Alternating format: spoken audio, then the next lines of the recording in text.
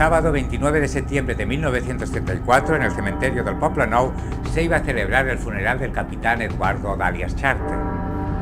Había muerto el día 25 cuando su aeroplano, un Newport de la escuadrilla de caza del Prat, acabó estrellándose en Sarria, Lugo, durante unas maniobras. La comitiva fúnebre partió del Hospital Militar de la Plaza Castilla hacia la cercana Plaza Cataluña.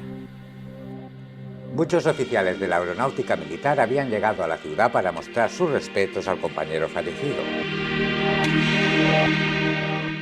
5 aviones del 13 Grupo de Caza de la base del Prat sobrevolaban el cortejo fúnebre arrojando flores, como era de costumbre en los funerales de los aviadores por aquellos años. Una de las naves estaba pilotada por el subteniente Rufino Núñez Machado y el mecánico Adolfo Madariaga de la Viña. Al sobrevolar la comitiva que estaba en esos momentos en la Plaza Cataluña, el motor de la nave empezó a perder gasolina hasta pararse. No podían intentar un aterrizaje forzoso en medio de la comitiva, y mucho menos en las Ramblas, que al ser sábado estaba a rebosar.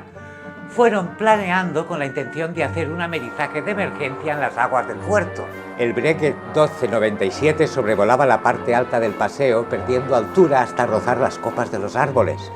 Dispararon sus pistolas en un intento de alertar a los paseantes para que se apartaran.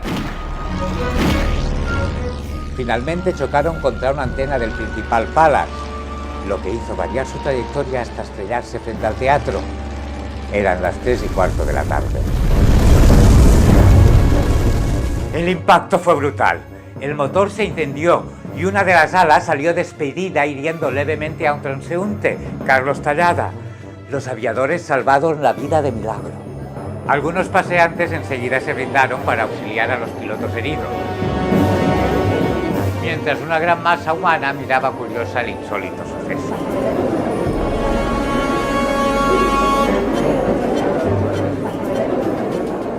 Mientras los bomberos apagaban la aeronave incendiada tras el choque, los aviadores fueron trasladados rápidamente en taxis a un dispensario, donde, viendo que las heridas eran de gravedad, los derivaron al hospital militar.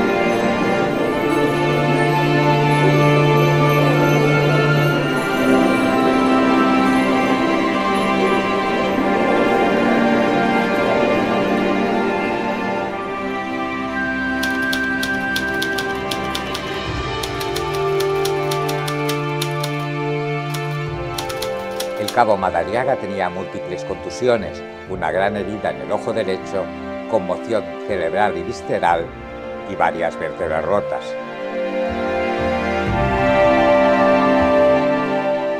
El subteniente Rufino también había sufrido una conmoción cerebral, amén de heridas en la cabeza, labios y rodillas. Había vuelto a nacer, pues ya había sufrido un accidente similar en Villaviciosa de Odone el 30 de julio de 1927, cuando el avión quedó destrozado, pero los tripulantes salieron ilesos.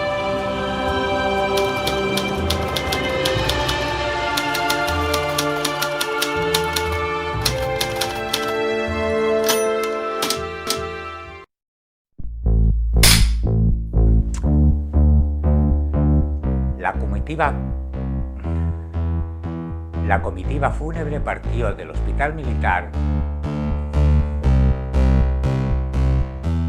La comitiva fúnebre partió del hospital militar.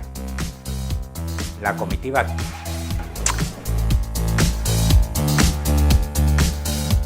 mientras